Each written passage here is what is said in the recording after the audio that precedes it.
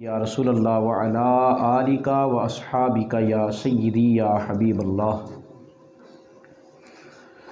اللہ رب العزت کی حمد و ثناء اور حضور نبی اکرم صلی اللہ علیہ وسلم کی بارگاہ اقدس میں نذرانہ عقیدت پیش کرنے کے بعد آج کی ہماری گفتگو احکام جنازہ کے حوالے سے ہوگی، اور اس میں جنازے کے مکمل مسائل ذکر کیے جائیں گے، اور آخر میں آپ کے ذہنوں میں اگر کوئی سوال ہو تو ان سوالات کے جوابات بھی دیے جائیں گے۔ کسی کے ذہن میں سوال آئے وہ لکھتا جائے اور آخر میں سوال کر لے۔ حضور نبی اکرم صلی اللہ علیہ وسلم نے ارشاد فرمایا، مسلمان پر 6 حقوق ہیں۔ جب وہ سلام کرے اس کا جواب دو، اسے چھینک آئے اور وہ الحمدللہ کہے تو اس کا جواب دو یرحمک اللہ۔ بیمار ہو اس کی عیادت کو جائے۔ مومن تمہاری دعوت کرے اور تمہیں بلائے، اس کی دعوت کو قبول کرو۔ وہ فوت ہو جائے اس کے جنازے میں شریک ہو۔ تو یہ مومن پر 6 حقوق ہیں جو کہ ہمیں ادا کرنے کا حکم دیا گیا۔ نماز جنازہ فرض کفایہ ہے، محلے میں سے ایک نے بھی ادا کر لیا، شامل ہو گیا، سب کی طرف سے ادا ہو گیا۔ ایک بھی نہ گیا، سارے گناہ گار ہوں گے۔ تو جب میت جس شخص کا وقت آخر قریب آئے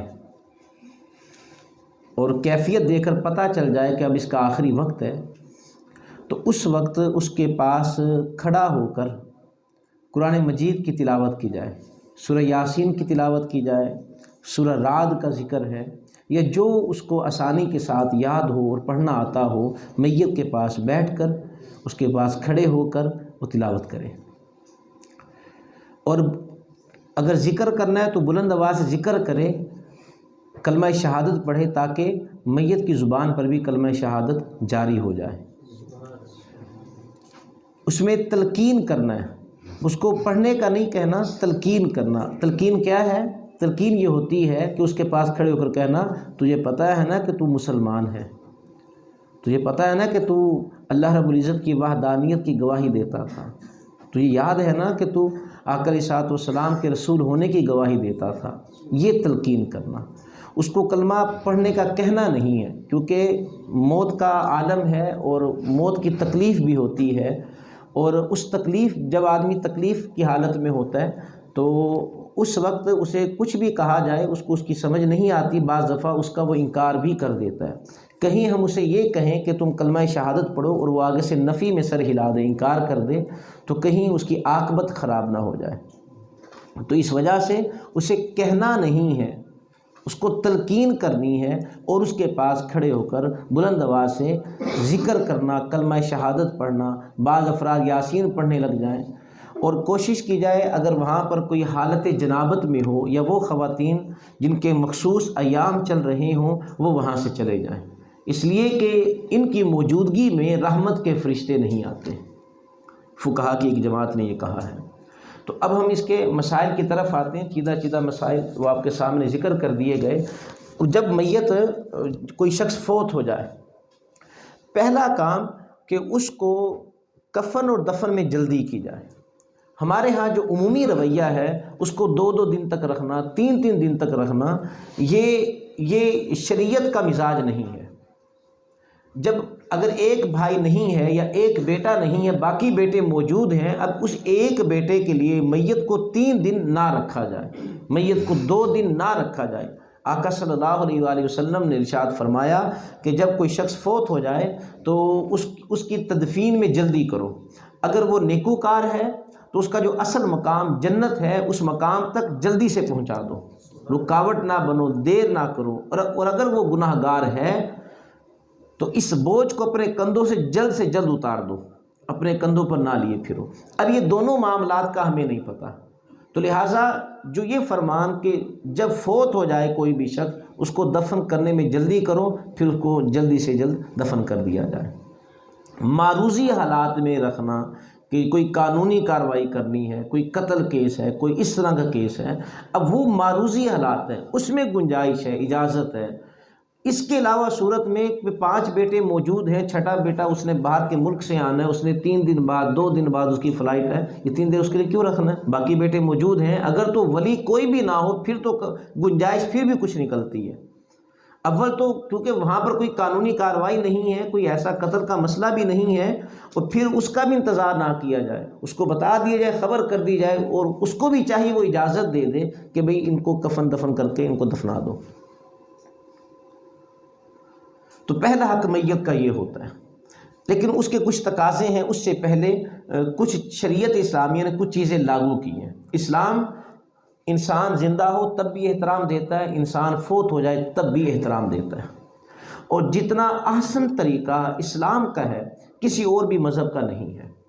انسان فوت ہو جانے کے بعد جس پروٹوکول کے ساتھ، جس اعزاز کے ساتھ اسلام کہتا ہے کہ میرے اس بندے کو، میرے ماننے والے کو اکرام کے ساتھ لایا جائے، کوئی مذہب بھی ایسا نہیں کہتا۔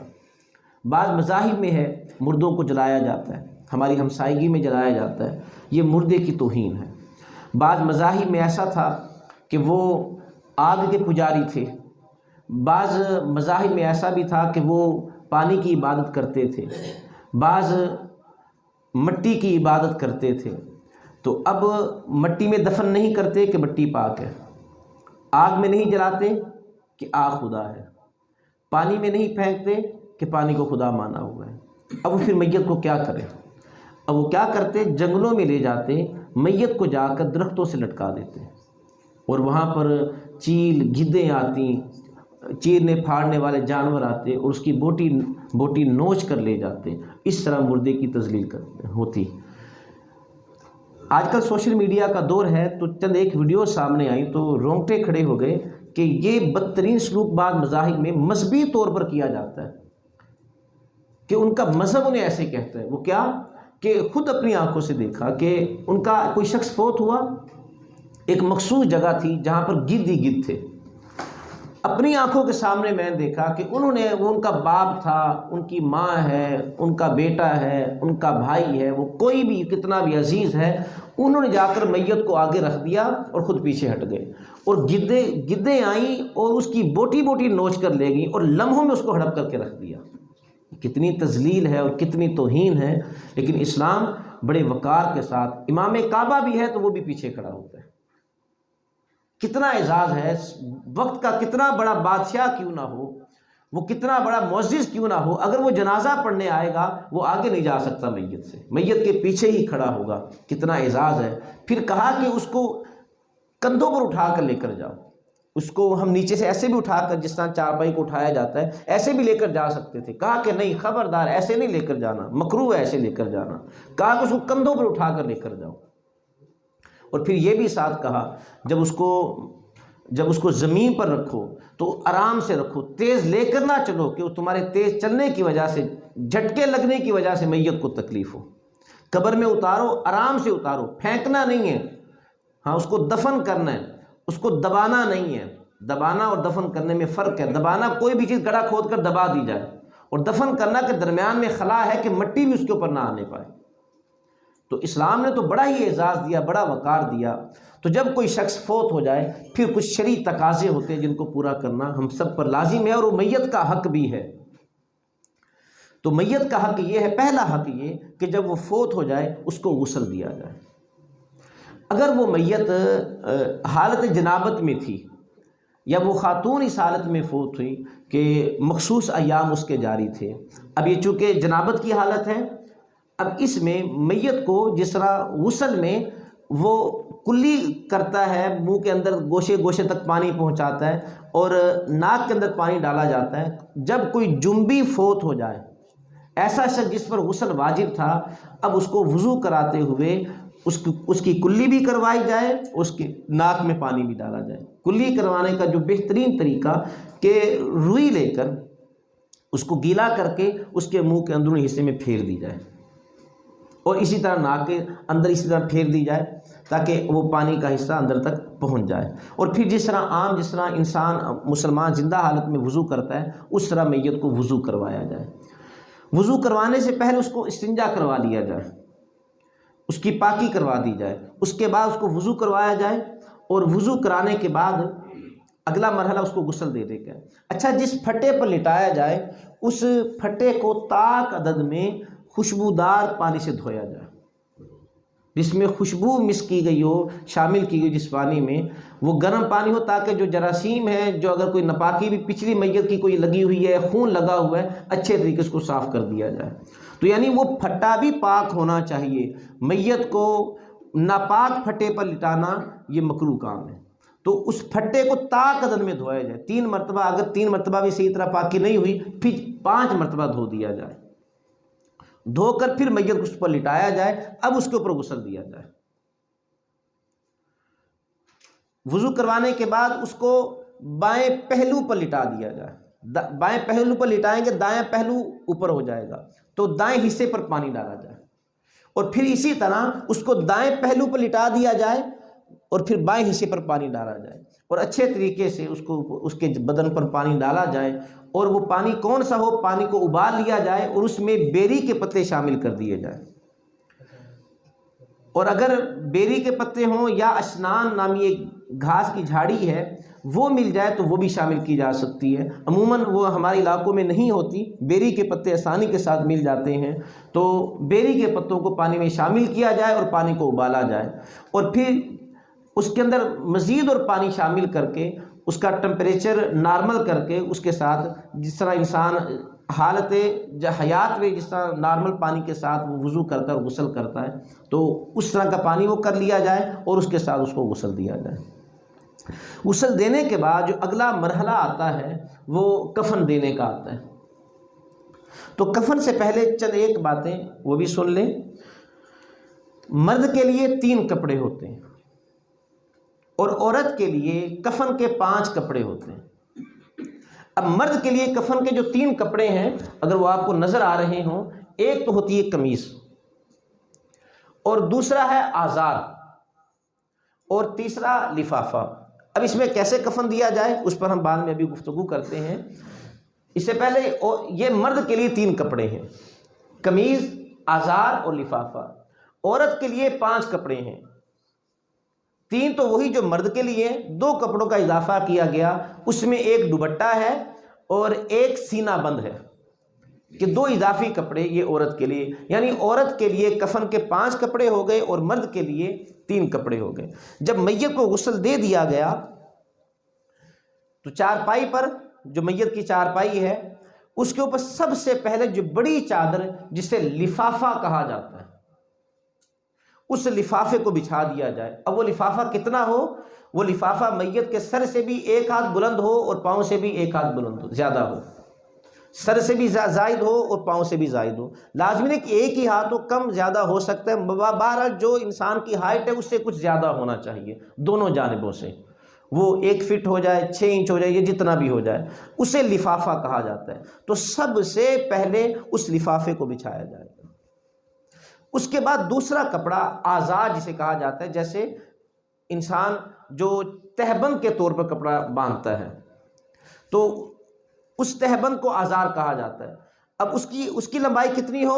اس کی بھی انسان کے گلے سے لے کر ٹخنوں تک ہونی چاہیے۔ تو سب سے پہلے لفافہ بچھا کر اس کے اوپر اب چارپائی پر اس آزار کو بچھا دیا جائے۔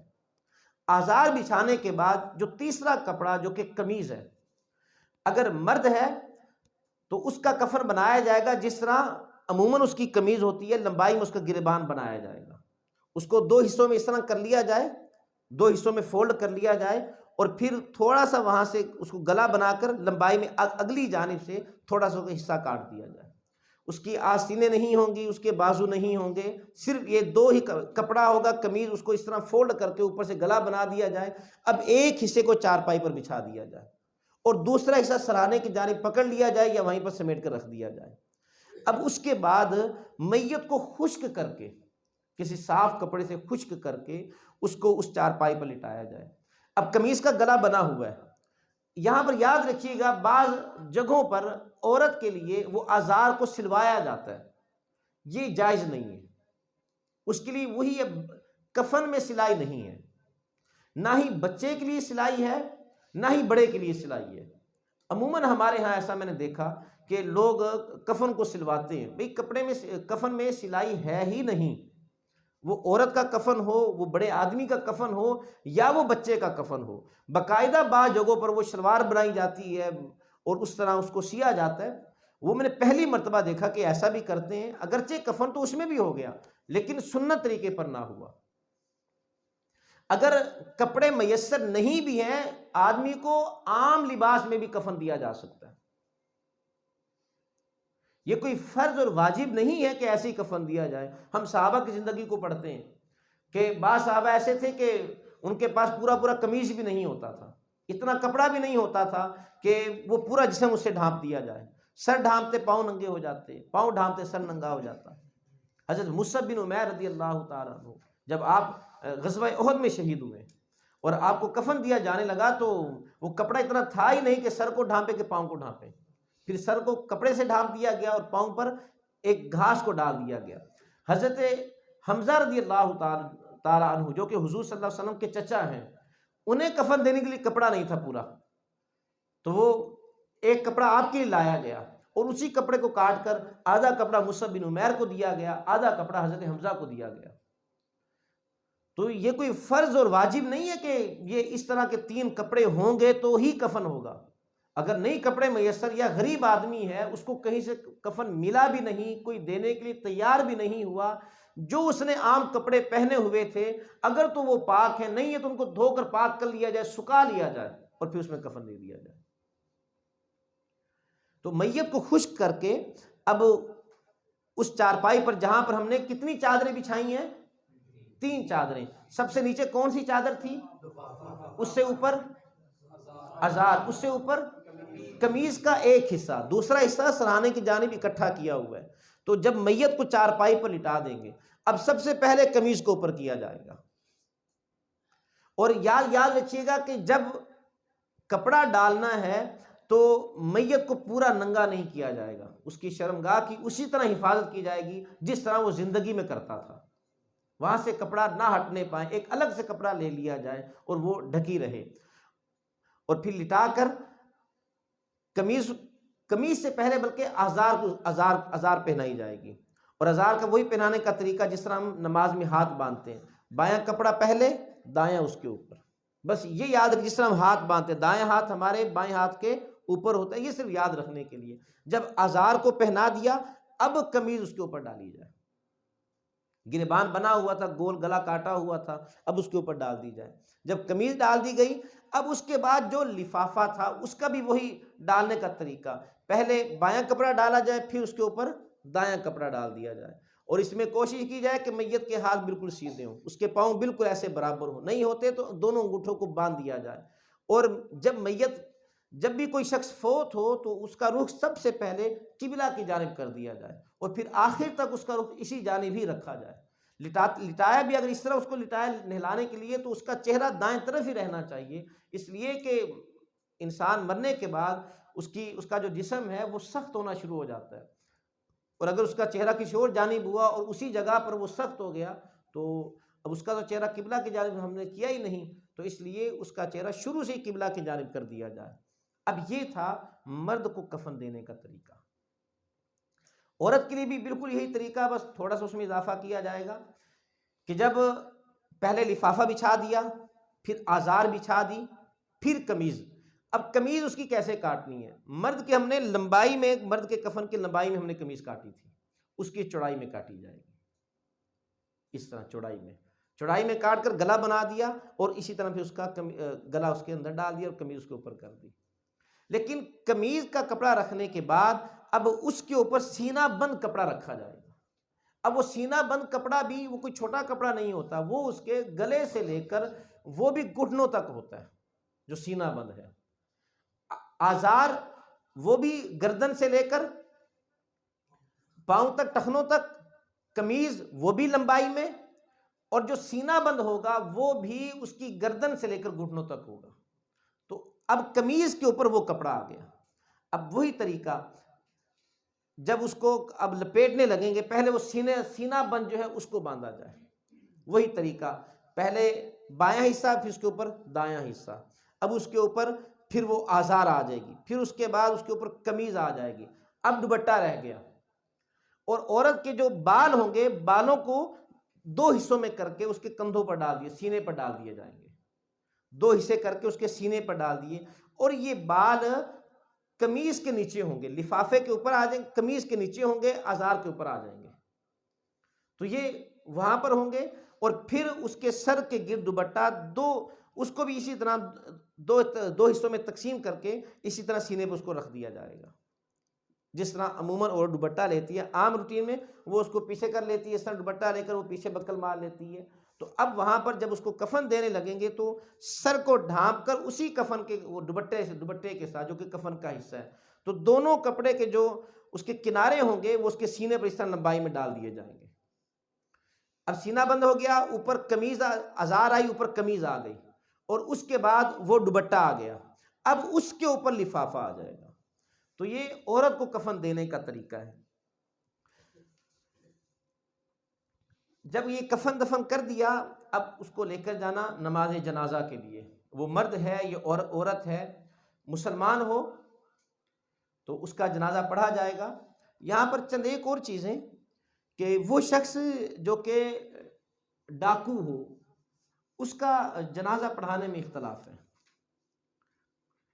فقہا نے منع کیا کہ ڈاکو کا جنازہ نہیں پڑھا جائے گا، بلکہ یہ حدیث سے ثابت ہے. رہزنی کرنے والا چور، اور وہ چوری کرتے ہوئے مارا گیا، ڈاکو ڈاکہ زنی کرتے ہوئے مارا گیا، اس کا جنازہ نہیں پڑھا جائے گا. ہاں وہ ڈاکو جو اپنی سزا بھگت کر آ چکا ہے، اس کا جنازہ پڑھا جائے گا.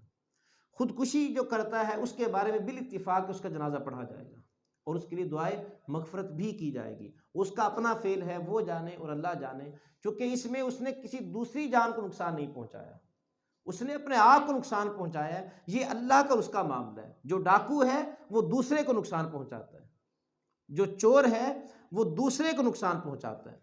ایسے ایک دو واقعات جو آنکھوں کے سامنے ہوئے.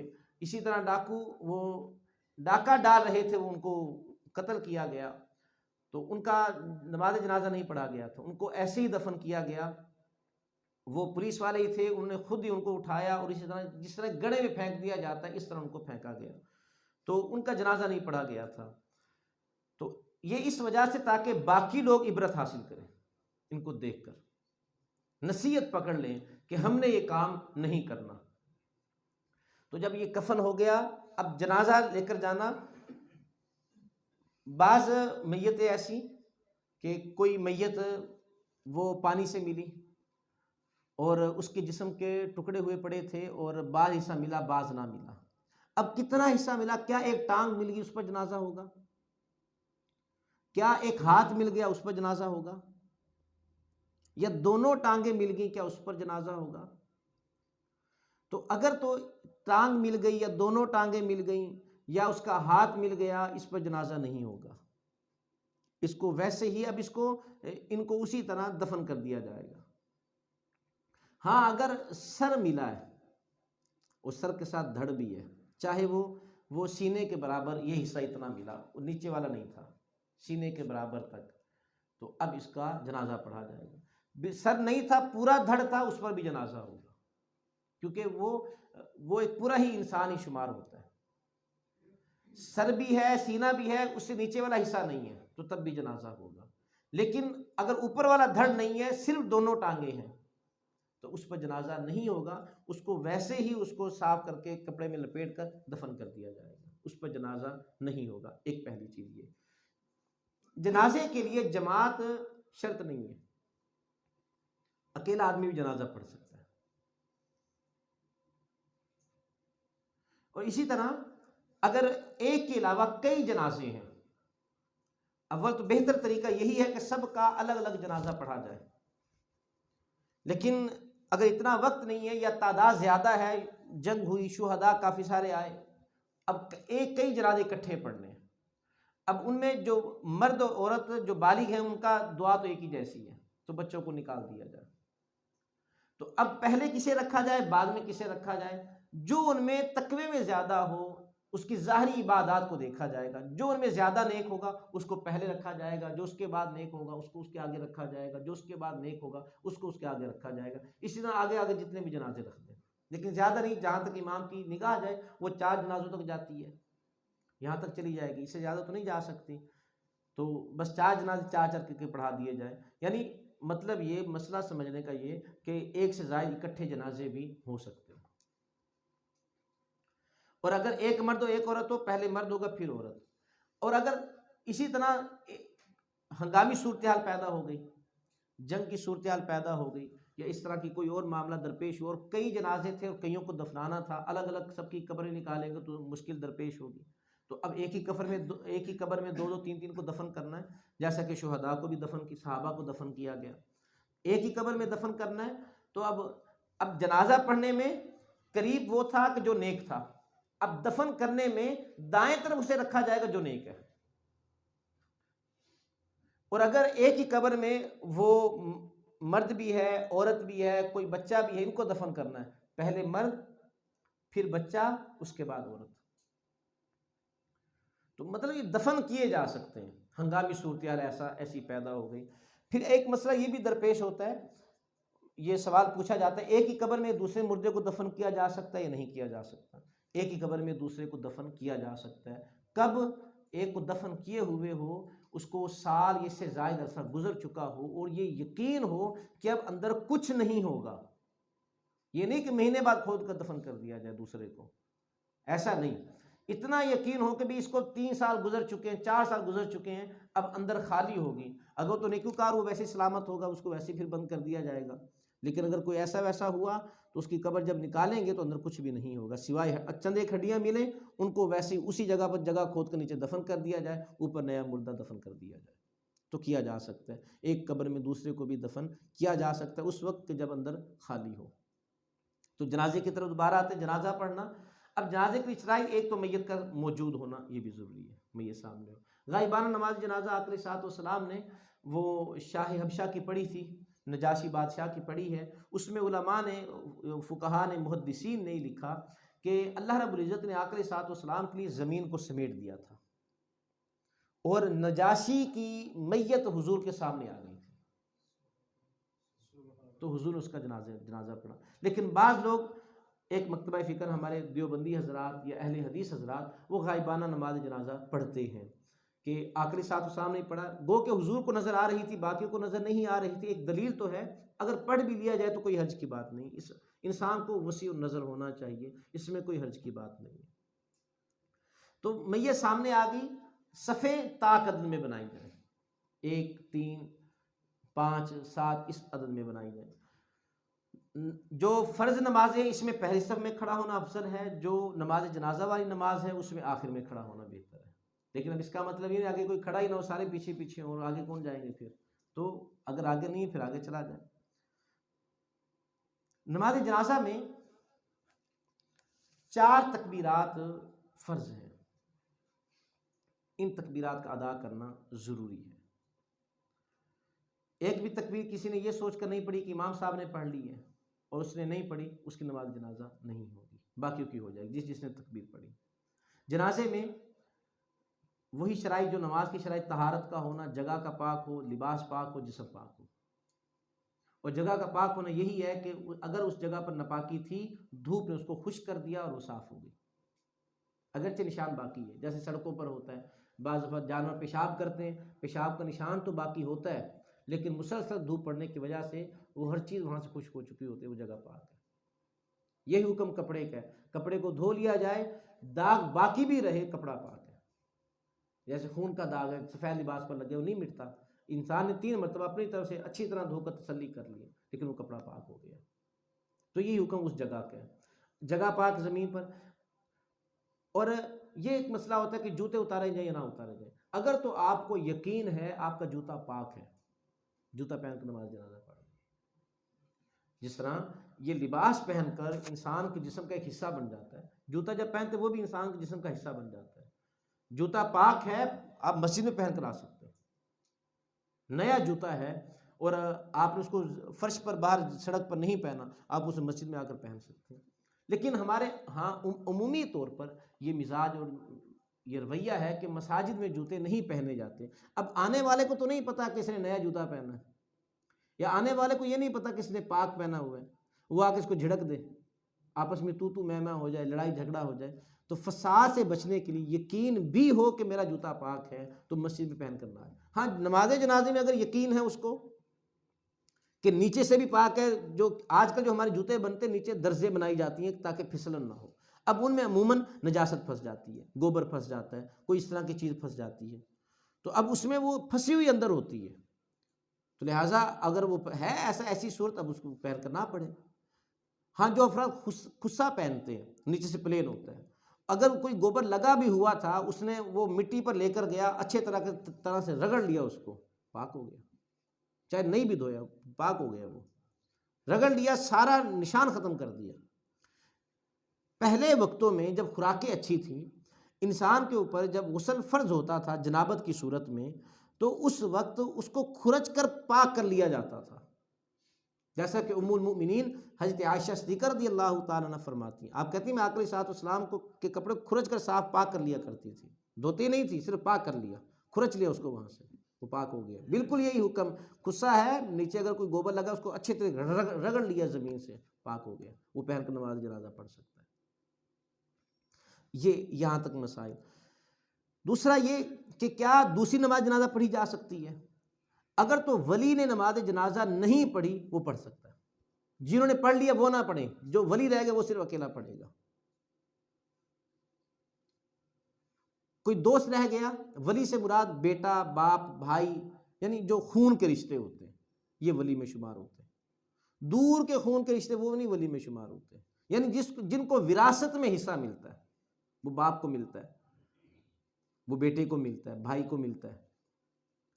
اگر کوئی اور ولی وارث نہیں ہے، دور کا جو خون کا رشتہ ہے وہ وارث بن جاتا ہے، اب وہ ولی بن جائے گا، وہ دوبارہ اگر اس نے نہیں پڑھی وہ پڑھ سکتا ہے۔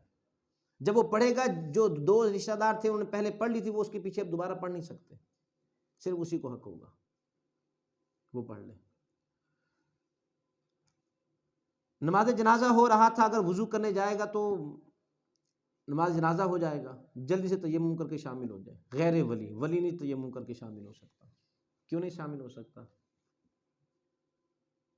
ولی کے لیے انتظار کیا جا سکتا نہیں، انتظار بھی نہیں کرنا۔ ہاں جی، وہ ولی دوسری مرتبہ جنازہ پڑھ سکتا ہے، دوسرا آدمی نہیں پڑھ سکتا، لہٰذا وہ تیمم کر کے پڑھ لے، اور ولی تیمم نہیں کرے گا۔ دیکھیں صورتحال ایک، وقت ایک، احکام دو آدمیوں کے لیے الگ الگ ہے، یہ مسائل ہے۔ اس کے بعد مسئلہ درپیش ہوتا ہے کہ جنازہ کون پڑھائے گا۔ دیکھیں خلفاء کا دور تھا تو خلیفہ وقت وہ جنازہ پڑھاتا تھا، آقا علیہ الصلوۃ والسلام تھے، حضور نماز جنازہ پڑھاتے تھے، یہی حکم ہے، جو حاکم وقت ہوگا وہ جنازہ پڑھائے گا۔ اب حاکم وقت خود جنازہ پڑھنا نہ آئے تو وہاں پر وہ کیا کرے گا؟ تو اور ویسے بھی حاکم وقت اتنا ٹائم تھوڑا ہے کہ وہ آ کے جنازہ پڑھتا رہے۔ پھر قاضی پڑھائے گا، چیف جسٹس، وہ بھی میسر نہیں ہے، ان کے پاس تو مقدمہ کرنے کا وہ وقت نہیں ہوتا، فیصلہ کرنے کا وقت نہیں ہوتا، حالانکہ ہوتے تو وہ فیصلے کے لیے، لیکن فیصلہ کرنے کا بھی وقت نہیں ہوتا۔ تو چیف جسٹس صاحب، قاضی وقت، اس کا حق ہے سلطان کے بعد، وہ بھی نہیں ہے۔ تو پھر جو ولی ہے قریبی، اگر وہ تقوی والا ہے وہ پڑھائے، اگر وہ ایسا نہیں ہے پھر جو ان کا امام مسجد ہے محلے کا وہ پڑھائے گا۔ اسی وجہ سے جب وہ جنازہ پڑھاتا ہے اجازت طلب کرتا ہے، جی اجازت ہے پڑھا لوں؟ وہ کہتا ہے جی اجازت ہے پڑھا لیں۔ کبھی جب عام جو فجر ظہر عصر کی نماز ہوتی، کبھی امام نے اجازت مانگی ہے، تکبیر پڑھتے جنازہ نماز پڑھا دیتے، کیونکہ وہ استحقاق ولی کا ہوتا ہے، لہٰذا وہ اجازت طلب کرتا ہے کہ اجازت ہے پڑھ لوں، پڑھا دوں؟ وہ کہتا ہے جی اجازت ہے، جی پڑھائیں۔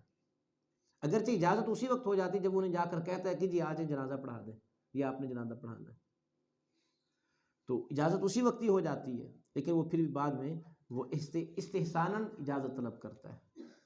نماز جنازہ کے بعد دعا مانگنا ایک مسئلہ درپیش ہوتا ہے، یہ بھی کہ بھئی بعض کہتے نہیں مانگنی چاہیے، بعض کہتے مانگنی چاہیے، کیونکہ نماز جنازہ خود ایک دعا ہے۔ اللہم اغفر لحینا و میتنا و شاہدنا و غائبنا و صغیرنا و کبیرنا و ذاکرنا و انسانا، اللہم من احییتہ منا فاحیہ علی الاسلام ومن توفیتہ منا فتوفہ علی الایمان۔ یہ دعا خود ایک دعا ہے، یہ والی نماز جنازہ۔ تو لہٰذا ایک مکتبہ فکر کہتا ہے بھی دعا تو مانگ لی ہے، اب دعا دوبارہ مانگنے کی ضرورت نہیں ہے۔ ٹھیک ہے، ان کا اپنا ایک نظریہ ہے۔ ہم یہ کہتے ہیں کہ میت کو ہر لمحہ وہ دعا کی ضرورت ہوتی ہے، وہ منتظر ہوتا ہے، تو ہم کہتے ہیں ایک دفعہ مانگ لی دوبارہ بھی مانگ لی جائے، کوئی حرج کی بات نہیں ہے۔ اس لیے کہ ایک حدیث پاک کا مفہوم ہے کہ آقا علیہ السلام نے فرمایا کہ میت وہ انتظار کرتی ہے کہ میرے لیے کب کون دعا کرے، کب کوئی ایصال ثواب کا اہتمام کرے۔ اور پھر یہ مثال دے کر سمجھائے جس طرح ڈوبتے کو تنکے کا سہارا ہوتا ہے، وہ بھی اس طرح منتظر ہوتی ہے کہ کوئی آسرا ہو جائے۔ تو اس لیے دوبارہ بھی دعا مانگ لی جائے، کوئی حرج کی بات نہیں ہے، منع نہیں کیا گیا۔ کوئی بھی چیز منع اس وقت ہوتی ہے جب قرآن و سنت میں اس کی نفی آ جائے کہ تم نے ایسا نہیں کرنا، پھر وہ منع ہوتی ہے۔ اگر وہ منع اس طرح نہیں ہے پھر وہ جائز میں آ جاتی ہے، وہ آ جاتی ہے کہ ایک اچھے عمل میں آ جاتی ہے۔